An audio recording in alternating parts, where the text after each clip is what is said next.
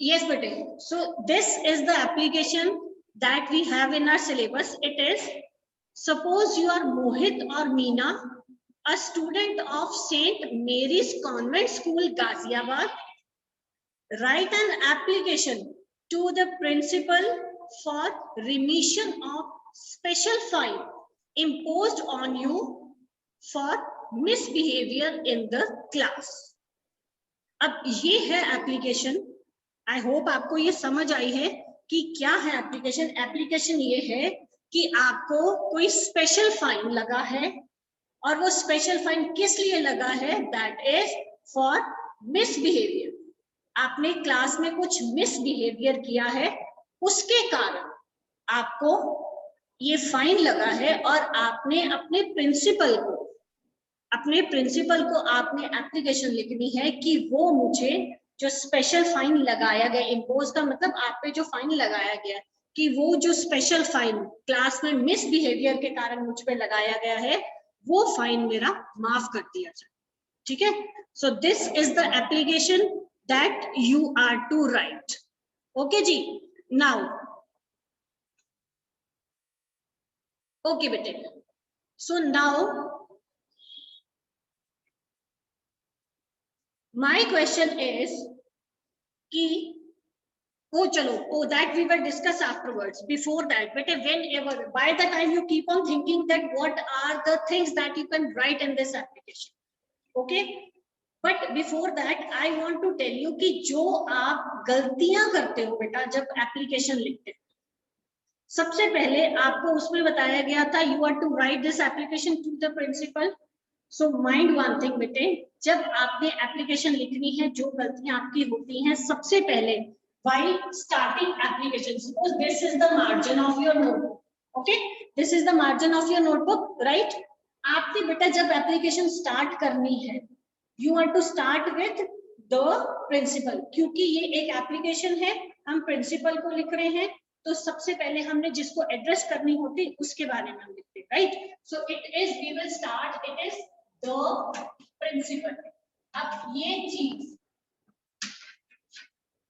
You are to be very careful कि बेटा ये चीजें, ये सारे स्पेलिंग जो आपको क्वेश्चन दिया जाता है ना, उसके अंदर लिखते हैं. फिर भी आप ये गलती करते तो बी वेरी केयरफुल. द का टी कैपिटल होना चाहिए और प्रिंसिपल का पी कैपिटल. ये ध्यान देना है.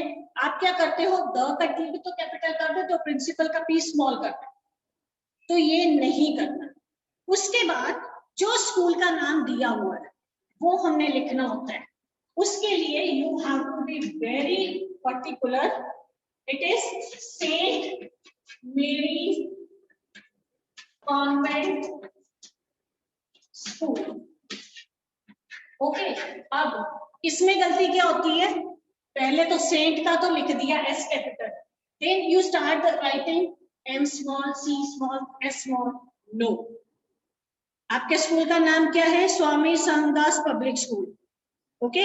आप अपनी हर जो डायरी है, कहीं पे भी चेक करो, अपने आई कार्ड पे चेक करो, every letter of each word is written in capital.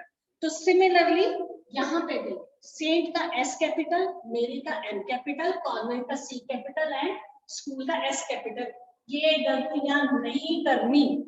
ये आप करते हो while writing. You have to be very very careful, right?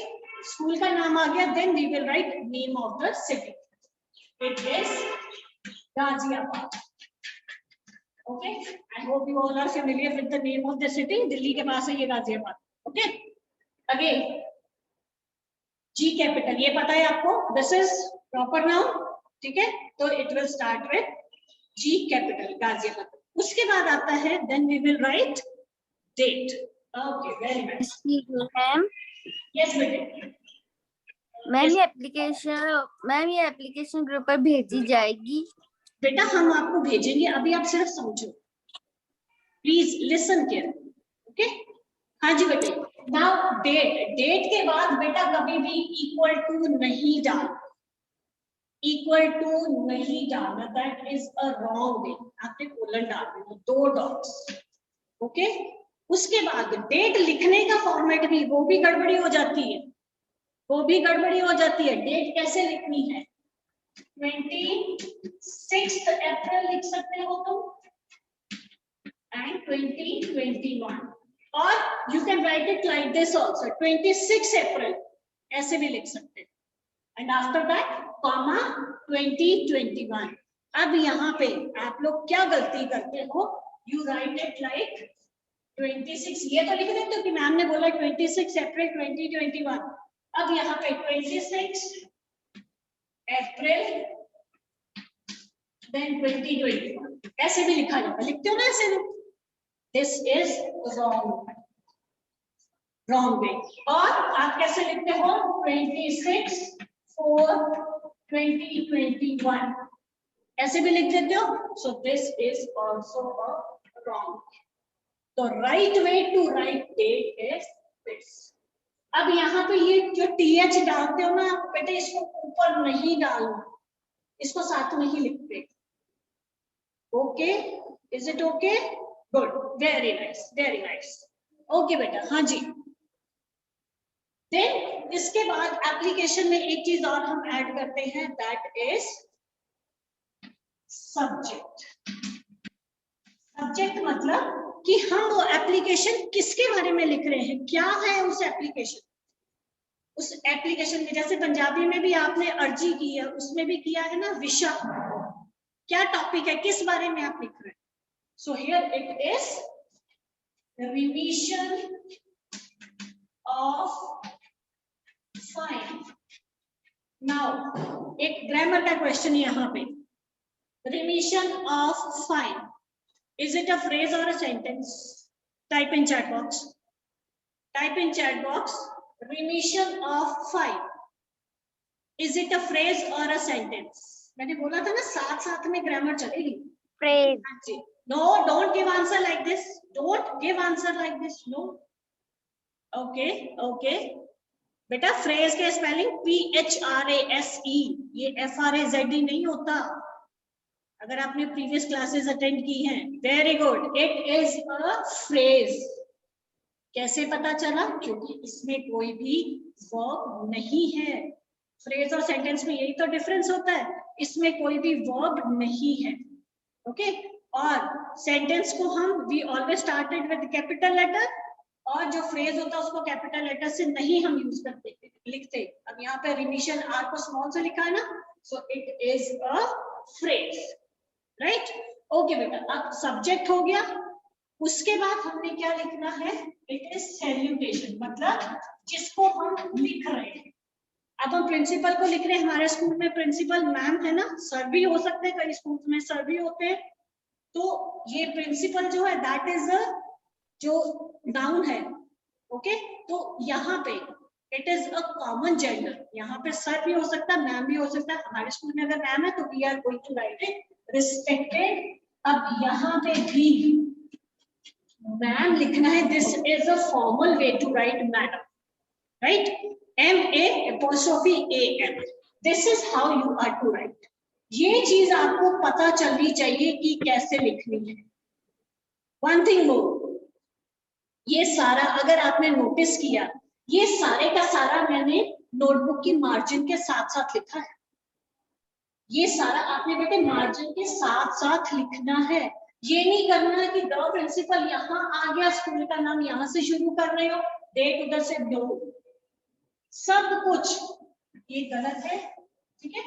ये सब कुछ देखो एक ही लाइन में आ रहा है ना, तो ये मार्जिन के साथ साथ आपने लिखना है। इस पार्ट में आपके कोई भी गलती नहीं होनी चाहिए। Is it okay now? यहाँ तक क्लियर है बेटा सबको? यहाँ तक सबको क्लियर है?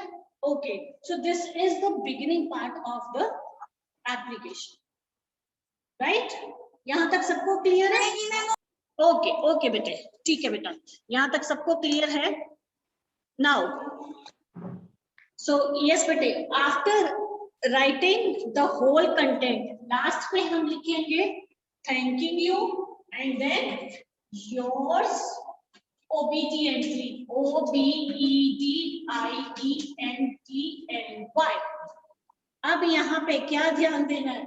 आप लोगों ने क्या करते हैं, यहाँ पे गड़बड़ी कर देते हैं। योर्स में YOURS आर यहाँ पे एपोस्ट्रोफी लगा देते, नहीं बेटा, दिस इज रॉन्ग, ये एपोस्ट्रोफी नहीं लगाना, ओके, ये आपने बिना एपोस्ट्रोफी पे you write it yours obediently, okay, and after that you will write name.